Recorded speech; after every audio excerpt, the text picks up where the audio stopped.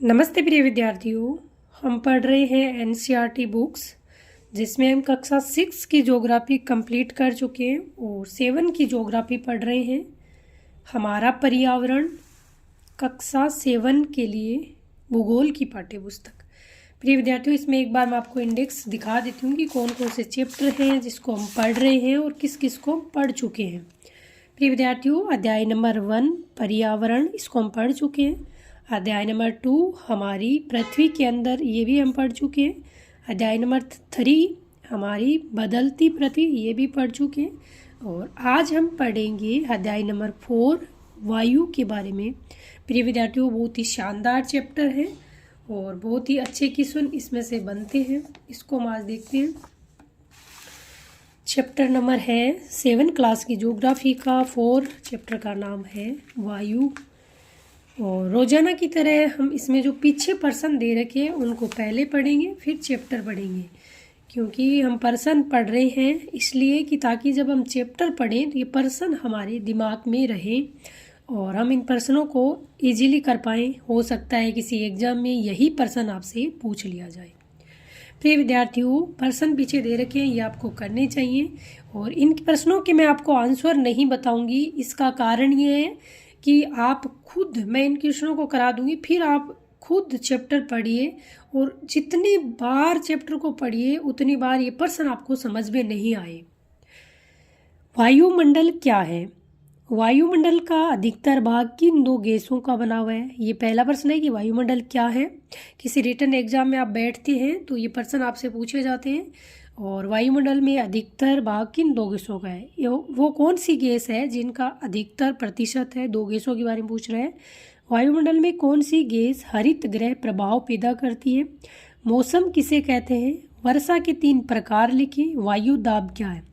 फिर आपके जो सही गलत वाले क्वेश्चन है, निम्नलिखित में से कौन सी गैस हमें सूर्य की हानिकारक किरणों से बचाती है? Carbon dioxide, nitrogen, ozone. ये प्रश्न इसी रूप में पूछा जाता है। वायुमंडल की सबसे महत्वपूर्ण परत क्षोभमंडल, बाह्य मंडल, मध्य मंडल। वायुमंडल की कितनी परत होती है? कौन सी परत में कौन सी क्रिया होती है? ये आपको हम चैप्टर में पढ़ेंगे। वायुमंडल की निम्न परतों में कौन सी बादल वीन है? क्षोभ मंडल, समताप मंडल, मध्य मंडल।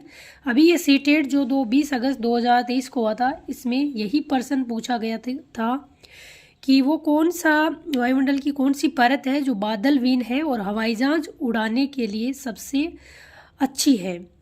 वायुमंडल की परतों में जब हम ऊपर जाते हैं तब वायु दाब बढ़ता है, घटता है, समान रहता है। मतलब जिस प्रकार क्षोभ मंडल से समताप मंडल में जाते हैं, समताप मंडल से मध्य मंडल में जाता है, तो ये कह रहा है कि वायुमंडल की परतों में जब हम ऊपर जाते हैं, नीचे से ऊपर जाते हैं, तो वायु दाब क्या होता है? घटता है या बढ़ता है?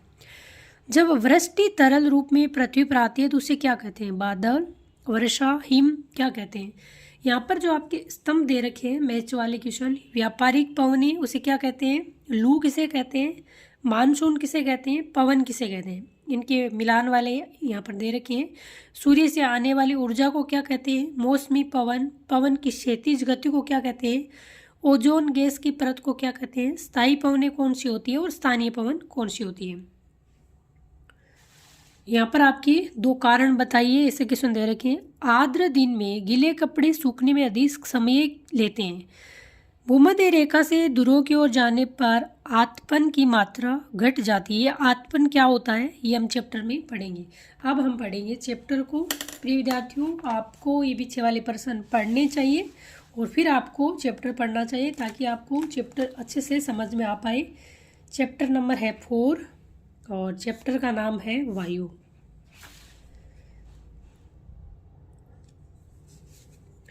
हमारी पृथ्वी चारों ओर से वायु की घनी चादर से घिरी हुई है। क्या कह रहे हैं कि हमारी जो पृथ्वी है वो चारों ओर से वायु की घनी चादर से घिरी है। उसे क्या कहते हैं? वायुमंडल कहते हैं। आपसे पूछे कि वायुमंडल किसे कहते हैं, आप बताओगे हमारी पृथ्वी चारों ओर से वायु की घनी चादर से घिरी हुई है, जिसे वायुमंडल कहते हैं। इस चैप्टर में जिस प्रकार के प्रश्न बनेंगे उस पर हम बात करते हुए चलेंगे कि कहाँ कहाँ पर प्रश्न बनते हैं।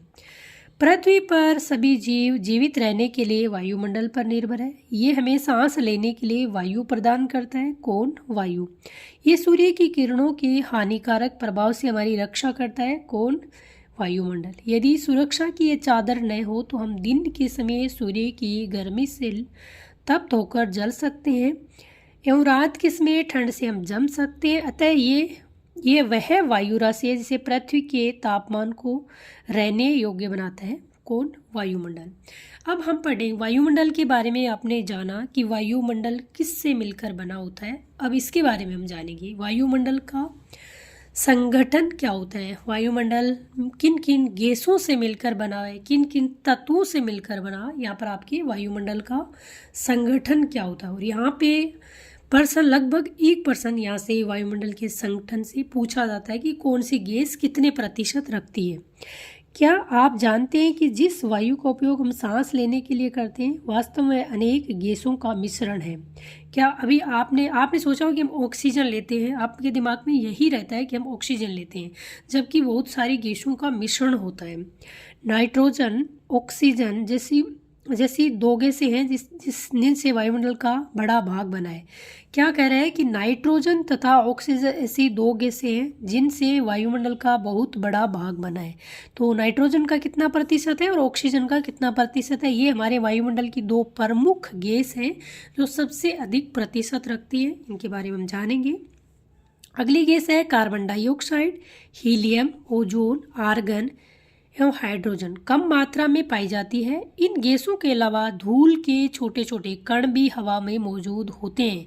प्रिय विद्यार्थियों, आपसे पूछे कि आप जो सांस लेते हैं उनमें क्या वास्तव में गैस ही होती है? नहीं, गैस भी होती है, बहुत सारी गैसों का मिश्रण होता है। और इनके अलावा धूल के छोटे छोटे कण हवा में मौजूद होते हैं, वो भी हमारे सांस के साथ अंदर जाते हैं। वे चित्र 4.1 में वृत्तारेख दिया है जिसमें वायु के विभिन्न संगठनों के प्रतिशत दर्शाए गए हैं। नाइट्रोजन वायु में सर्वाधिक पाई जाने वाली गैस है। तो नाइट्रोजन कितने प्रतिशत पाई जाती है? आपकी 78% पाई जाती है। जब हम सांस लेते हैं तब फेफड़ों में कुछ नाइट्रोजन भी ले जाते हैं। प्रिय विद्यार्थियों, जब हम सांस लेते हैं केवल ऑक्सीजन नहीं लेते हैं, उसके साथ और भी गैसें जाती है और फिर उसे बाहर निकाल देते हैं। परंतु पौधों को अपने जीवन के लिए नाइट्रोजन की आवश्यकता होती है। प्रिय विद्यार्थियों, पौधों को अपने जीवन के लिए कौन सी गैस की आवश्यकता होती है, ये आपसे पूछा जा सकता है। तो नाइट्रोजन का। अब हम देखेंगे कौन सी गैस का कितना प्रतिशत है। हमारे वायुमंडल में सबसे अधिक जो गैस पाई जाती है नंबर 1, वो आपकी है नाइट्रोजन। वो कितने प्रतिशत है? ये पर्सन कई बार आपको एक तरफ देंगे nitrogen, oxygen, carbon dioxide, argon, अन्य गैस। एक तरफ इन गैसों के नाम देंगे और एक तरफ इनके प्रतिशत देंगे, फिर कहेंगे कि आप मैच करें। ये पर्सन इसी रूप में कई बार एग्जाम में पूछा गया है, आगे भी ये पर्सन फिर पूछा जा सकता है। नाइट्रोजन आपका है 78%, जो कि वायुमंडल में सबसे अधिक है। पूछा जाता है कि वायुमंडल में कौन सी गैस का प्रतिशत सर्वाधिक है? नाइट्रोजन 78%। फिर आपकी आती है 2 नंबर पे आपकी आती है ऑक्सीजन 21% होती है। और फिर आपकी आती है आर्गन जो आपकी है 0.93%। फिर आपकी आती है कार्बन डाइऑक्साइड जो 0.03% होती है। और फिर आपकी अन्य गैस आती है, उनमें 0.04% आती है। तो ये फ्लो चार्ट आपको याद रखना है इसी रूप में। ये मैच वाला पर्सन हो सकता है, आपसे पूछा जाए कि नाइट्रोजन कितने प्रतिशत है, ऑक्सीजन कितने प्रतिशत है, कार्बन डाइऑक्साइड, आर्गन, अन्य गैस। ये पर्सन कई बार मैंने देखा है पीछे के पेपर में, ये इसी रूप में एक तरफ आपको गैस देके और एक तरफ इनके प्रतिशत देके फिर कहेंगे कि इनके मैच करो। तो प्रिय विद्यार्थियों, ये 1% यहाँ से आप पक्का कर सकते हैं। फिर आगे बढ़ते हैं हम। वे सीधे वायु से नाइट्रोजन नहीं ले पाते। कौन, किसकी बात कर रहे हैं? यहाँ से एक बार आपको मैं फिर जोड़ देती हूँ। परंतु पौधों को अपने जीवन के लिए नाइट्रोजन की आवश्यकता होती है। आपसे फैक्ट में पूछा जा सकता है, स्टेटमेंट जब पूछे जाते हैं ना सही और गलत, तो आपसे पूछेंगे कि पौधों को अपने जीवन के लिए कौन सी गैस की आवश्यकता होती है, वहाँ पे आपको कहेंगे ऑक्सीजन, नाइट्रोजन, कार्बन डाइऑक्साइड। तो आप कहोगे नाइट्रोजन की आवश्यकता नाइट्रोजन की आवश्यकता होती है। वे सीधे वायु से नाइट्रोजन नहीं ले पाते। कौन? जो पौधे होते हैं वो आपकी सीधी वायु से, ऐसे नहीं कि हम जिस प्रकार सीधे वायु से ऑक्सीजन ग्रहण करते हैं पौधे उसी प्रकार नाइट्रोजन ग्रहण कर लें, वो सीधे नहीं ग्रहण कर पाते, तो फिर किस प्रकार ग्रहण करेंगे? मृदा तथा कुछ पौधों की जड़ों में रहने वाले जीवाणु वायु से नाइट्रोजन लेकर इसका स्वरूप बदल देते हैं, जिससे पौधे इनका प्रयोग कर सकते हैं। क्या होता है? पौधे सीधे नाइट्रोजन नहीं लेते हैं, जबकि पौधों की मृदा तथा कुछ पौधों की जड़ों में ऐसे जीवाणु पाए जाते हैं जो वायु से नाइट्रोजन लेकर, जो जीवाणु होते हैं मृदा में या पौधों की जड़ों में, वो वायु से नाइट्रोजन लेकर इसका स्वरूप बदल देते हैं, जिससे पौधे इनको ग्रहण कर सकें। ऑक्सीजन वायु में प्रचुरता से मिलने वाली दूसरी गैस है। बिल्कुल पहली गैस आपकी नाइट्रोजन है 78%, दूसरी गैस आपकी ऑक्सीजन है 21%। मनुष्य तथा पशु सांस लेने में वायु से ऑक्सीजन प्राप्त करते हैं। ध्यान रखना, मनुष्य के साथ जो आपके पशु होते हैं वो भी कौन सी गैस का प्रयोग करते हैं। आपके दिमाग में मनुष्य होता है, ऑक्सीजन नाम लेते हैं, मनुष्य आता है, तो पशु भी आपकी ऑक्सीजन ही ग्रहण करते हैं, ऑक्सीजन प्राप्त करते हैं। हरे पादप प्रकाश संश्लेषण द्वारा ऑक्सीजन उत्पन्न करते हैं। ये स्टेटमेंट इसी रूप में आपसे पूछा जा सकता है कि ऑक्सीजन उत्पन्न कौन करते हैं? हरे पादप होते हैं ना, पेड़ पौधे होते हैं, वो प्रकाश संश्लेषण कौन सी क्रिया के द्वारा ऑक्सीजन उत्पन्न करते हैं? ये प्रकाश संश्लेषण द्वारा ऑक्सीजन उत्पन्न करते हैं। इस प्रकार वायु में ऑक्सीजन की मात्रा समान बनी रहती है। यदि हम वृक्ष काटते हैं तो ये संतुलन बिगड़ जाता है। प्रिय विद्यार्थियों, मानव की ज़रूरत के लिए, क्योंकि मानव की आवश्यकता के लिए हमें पेड़ पौधे काटने पड़ते हैं। ये सही है कि काटने भी पड़ते हैं, पर यह भी है कि हम एक पेड़ काटें उसकी जगह अगर 2 पेड़ लगाएं तो ये संतुलन बिल्कुल बना रहता है। अगर आप पेड़ काटते जाएंगे, नहीं लगाएंगे, तो ये संतुलन बिगड़ता है। और आपने कोरोना काल में इस चीज़ को बहुत अच्छे से नज़दीकी से देखा होगा कि हमें किस प्रकार ऑक्सीजन की ज़रूरत पड़ी और किस प्रकार हमने, हर इंसान ने ये चीज़ महसूस करी होगी कि कोरोना काल में हर व्यक्ति को सांस लेने में कहीं ना कहीं दिक्कत हुई थी। तो इसलिए पेड़ पौधे को बचाइए, उनकी रक्षा करिए। अपने आसपास जो आपकी खुली जगह है, छत पे, घर में, बालकोनी में, जहाँ भी आप ज़्यादा से ज़्यादा पेड़ लगाइए।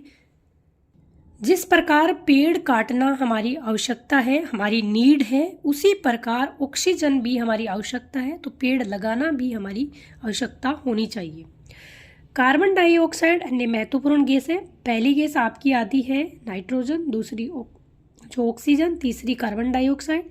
हरे पादप अपने भोजन के रूप में कार्बन डाइऑक्साइड का प्रयोग करते हैं। वेरी मोस्ट आपसे पूछे कि जो हरे पादप होते हैं वो भोजन के रूप में कौन सी गैस लेते हैं, तो कार्बन डाइऑक्साइड लेते हैं और ऑक्सीजन वापस देते हैं। यही क्रिया चलती है। क्या कैसे चलती है कि जो हरे पादप होते हैं वो भोजन के रूप में कार्बन डाइऑक्साइड का प्रयोग करते हैं और ऑक्सीजन वापस देते हैं, और हम क्या करते हैं, ऑक्सीजन लेते हैं और कार्बन डाइऑक्साइड छोड़ते हैं, और जो पेड़ पौधों की काम आती है। मनुष्य और पशु कार्बन डाइऑक्साइड बाहर निकालते हैं। मनुष्य और पशु क्या करते हैं? देखो, एक इस स्टेटमेंट को समझना आप है कि जो हरे पादप होते हैं भोजन के रूप में कार्बन डाइऑक्साइड अंदर लेते हैं और ऑक्सीजन बाहर निकालते हैं, और मनुष्य और पशु कार्बन डाइऑक्साइड बाहर निकालते हैं। मनुष्य तथा पशु द्वारा बाहर छोड़ी जाने वाली कार्बन डाइऑक्साइड की मात्रा पादपों द्वारा प्रयोग किए जाने वाली गैस के बराबर होता है। ये संतुलन इसीलिए बना रहता है, और जैसे जैसे पेड़ पौधे कम होते हैं तो ये संतुलन बिगड़ता है, जिससे ये संतुलन बना रहता है, परंतु ये संतुलन कोयला एवं खनिज तेल आदि ईंधनों के जलने से गड़बड़ा जाता है। वे वायुमंडल में प्रतिवर्ष करोड़ों टन कार्बन डाइऑक्साइड की बढ़ोतरी करते हैं। परिणाम स्वरूप कार्बन डाइऑक्साइड का बढ़ा हुआ आयतन पृथ्वी पर मौसम तथा जलवायु को प्रभावित करता है। जिस प्रकार हमारे पर्यावरण में कार्बन डाइऑक्साइड की मात्रा अगर बढ़ जाती है तो क्या होता है, वो मौसम को भी प्रभावित करता है और जलवायु को भी प्रभावित करता है। यहाँ पर एक स्टेटमेंट दे रखा है, इसको हम देखते हैं। जब वायु गर्म होती है तो फैलती है। क्या कह रहे हैं? जब वायु गर्म होती है तो फैलती है और हल्की होकर ऊपर उठती है।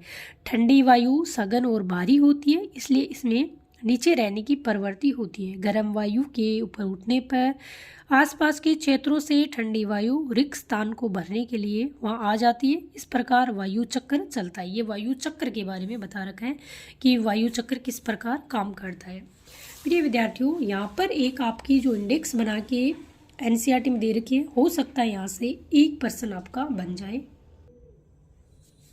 एनसीईआरटी में जो इस प्रकार के तथ्य दे रखे हैं उनसे कई बार मैंने देखा है पीछे के एग्जाम में लैंग्वेज तक चेंज नहीं की जाती, लाइन तक चेंज नहीं की जाती, सीधा का सीधा उठा के पूछ लिया जाता है। प्रिय विद्यार्थियों, आपका भी सपना होगा एनसीईआरटी बुक पढ़ना, तो आप ज़रूर पढ़िएगा। अगर हो सके तो मैं नहीं कहती कि आप मेरे से पढ़िए, हो सकता है आप एनसीईआरटी बुक खरीदिए और खुद पढ़िए। प्रिय विद्यार्थियों, एनसीईआरटी बुक जो पढ़ने का तरीका होता है 6 से लेकर 12 तक हर किसी का सपना होता है जो कंपटीशन एग्जाम की तैयारी करते हैं कि हम एनसीईआरटी बुक पढ़ें, पर उनको पढ़ें किस प्रकार। विद्यार्थियों को ये समझ में नहीं आता है कि हम कैसे एनसीईआरटी बुक को पढ़ें। तो प्रिय विद्यार्थियों, आपको 6 से लेकर पहले 8 तक की पढ़नी चाहिए। वैसे से आपने 6 की ज्योग्राफी स्टार्ट कर दी, उसके बाद 7 की ज्योग्राफी पढ़नी चाहिए, उसके बाद में आपको 8 की ज्योग्राफी पढ़नी चाहिए, फिर आपको 6 पे आना चाहिए, 6 की हिस्ट्री से स्टार्ट करना चाहिए, फिर 7 की हिस्ट्री, फिर 8 की हिस्ट्री, फिर आपको आना चाहिए वापस 6 पे, तो 6 की पॉलिटिक्स, फिर 7 की पॉलिटिक्स, फिर 8 की पॉलिटिक्स आपको पढ़नी चाहिए। इस प्रकार ये 9 किताब जब आपकी पूरी हो जाती है 6, 7, 8 की, एनसीईआरटी में ये 9th किताब चलती है। ये 9 किताब अगर आपकी पूरी हो गई तो आपका जो बेसिक चीज़ें होती हैं 6, 7, 8 में ये क्लियर होता है, और फिर आपको 9th की तरफ पढ़ना चाहिए, 9th की पढ़नी चाहिए। उसी प्रकार पहले ज्योग्राफी, हिस्ट्री, पॉलिटी, हो सकता है आप पहले पॉलिटी पढ़ें, जो आपकी रुचि का विषय हो उस प्रकार पढ़नी चाहिए। फिर आपको 9th की पढ़ने के बाद 10th की पढ़नी चाहिए, फिर 10th की पढ़ने के बाद आपको एक बार वापस 6 से लेकर 10 तक की बुकों का रिवीजन करना चाहिए, फिर आपको 11, 12 की बुक पढ़नी चाहिए। और हो सकता है आप इस प्रकार पढ़ें, पहले 6 की हिस्ट्री से स्टार्ट कर लिया तो 10 तक की हिस्ट्री पढ़ें, क्योंकि 6 की हिस्ट्री पढ़ के 7 की हिस्ट्री पढ़े, फिर 8 की पढ़े, 9 की पढ़े, 10th की पढ़े, 11th की पढ़े और 12th की पढ़े। इस प्रकार क्या होती है, चीज़ें कड़ी से कड़ी जुड़ती भी जाती है, क्योंकि 6 में बेसिक है, 7 में चीज़ों को जोड़कर थोड़ा सा आगे दिया होता है, और 8 में चीज़ों को उससे आगे दिया होता है। इस प्रकार पढ़ना चाहिए, ऐसा नहीं करना चाहिए। कई विद्यार्थी मैंने देखा है इस प्रकार करते हैं, पहले 6 की ज्योग्राफी पढ़ ली, फिर 6 की हिस्ट्री पढ़ ली, फिर 6 की पॉलिटी पढ़ ली। तो इस प्रकार क्या होता है, वो चीज़ें एक दूसरे से जुड़ नहीं पाती। हिस्ट्री पढ़ रहे हैं तो पहले आपको हिस्ट्री जरूर 6, 7, 8 तक की हिस्ट्री जरूर पढ़नी चाहिए, फिर आपको ज्योग्राफी पढ़नी चाहिए। आप समझ गए होंगे कि मैं क्या कहना चाहती हूँ। ऐसे नहीं कि कभी हिस्ट्री पढ़ी, कभी पॉलिटी पढ़ी, कभी ज्योग्राफी पढ़ी, इस तरह से चीज़ें आगे से आगे जुड़ नहीं पाती हैं। और हर विद्यार्थी जो कंपटीशन की तैयारी करता है उसको बिना सोचे समझे 6 की एनसीईआरटी से शुरू कर देना चाहिए, क्योंकि आप किसी कंपटीशन की तैयारी करने की सोच रहे हैं, आप चाहते हैं कि कहाँ से पढूं, क्या पढूं, तो बिना मतलब सबसे सरल तरीका ये होता है कि आप एनसीईआरटी से शुरुआत कर दीजिए। कम से कम 6 से लेकर 10 तक की आप एनसीईआरटी पढ़ेंगे तो आपको पता चल जाएगा कि बेसिक चीज़ें है क्या। तो प्रिय विद्यार्थियों, पढ़ते रहिए, स्वस्थ रहिए, मस्त रहिए। ये हमारा जो एक फैक्ट ये रह गए हैं, इसको हम पहले देख लेते हैं। कार्बन डाइऑक्साइड वायुमंडल में फैलकर पृथ्वी से विकिरित ऊष्मा को पृथ्वी पर रोककर ग्रीन हाउस प्रभाव पैदा कर दिए। क्या कह रहे हैं कि कार्बन डाइऑक्साइड वायुमंडल में फैलकर पृथ्वी से विकिरित ऊष्मा को पृथ्वी पर रोककर ग्रीन हाउस प्रभाव पैदा करती है। आपसे पूछा जा सकता है कि ग्रीन हाउस प्रभाव कौन सी गैस पैदा करती है, तो आपकी कार्बन डाइऑक्साइड पैदा करती है, इसलिए इसे ग्रीन हाउस गैस कहते हैं। ग्रीन हाउस गैस किसे कहते हैं, कार्बन डाइऑक्साइड को कहते हैं। और इसके अभाव में धरती इतनी ठंडी हो जाती है कि इस पर रहना असंभव होता है। कार्बन डाइऑक्साइड गैस अगर नहीं होगी तो धरती इतनी ठंडी हो जाएगी कि यहाँ पर रहना असंभव होगा। किंतु जब कारखानों कार के धुएं से वायुमंडल में इसका स्तर बढ़ता है तब इस ऊष्मा के द्वारा पृथ्वी का तापमान बढ़ता है। इसे भूमंडलीय तापन, ग्लोबल वार्मिंग कहते हैं। कई बार इसको आपने पढ़ा होगा, सुना होगा। तापमान में इस वृद्धि के कारण पृथ्वी के सबसे ठंडे प्रदेश में जमी हुई बर्फ पिघलती है। आपने सुना होगा कि बर्फ पिघलती है तो समुद्रों का जल स्तर बढ़ता है। समुद्र का जल स्तर बढ़ता है तो उनके आसपास वाले क्षेत्र में क्या होता है, बाढ़ आने की संभावना रहती है, जिसके परिणाम स्वरूप समुद्र के जल स्तर में वृद्धि होती है, जिससे तटीय क्षेत्र में बाढ़ आ जाती है। दीर्घ अवधि में इसके कारण जलवायु में अत्यधिक परिवर्तन हो सकता है, जिसके फलस्वरूप कुछ पशु लुप्त हो जाते हैं। प्रिय विद्यार्थियों, आज हमने पढ़ा वायुमंडल क्या है, वायुमंडल का जो संगठन होता है वो किस प्रकार बना होता है, कौन कौन सी गैसों का कितना प्रतिशत होता है, हम कौन पशु और मानव कौन सी गैस अंदर ग्रहण करते हैं, कौन सी गैस छोड़ते हैं, और जो पौधे हैं वो कौन सी गैस प्रकाश संश्लेषण के द्वारा लेते हैं और कौन सी गैस उत्पन्न करते हैं। कल हम पढ़ेंगे वायुमंडल की जो संरचना होती है। हमने पढ़ा वायुमंडल क्या है, वायुमंडल की संगठन किस गैसों से मिलकर बना है। कल हम पढ़ेंगे वायुमंडल की संरचना क्या है। प्रिय विद्यार्थियों, पढ़ते रहिए, स्वस्थ रहिए, मस्त रहिए, अपना और अपने परिवार का ख्याल रखिए। अगर आप अभी तक पढ़ाई आपने शुरू नहीं की है तो एनसीईआरटी से शुरू कर दीजिएगा और लगातार निरंतर पढ़िएगा। जो निरंतर पढ़ता है, रोजाना पढ़ता है, वही एक दिन मंजिल तक पहुंचता है। ऐसा नहीं कि आज 5 घंटे पढ़ा, 5 दिन पढ़ा ही नहीं। प्रिय विद्यार्थियों,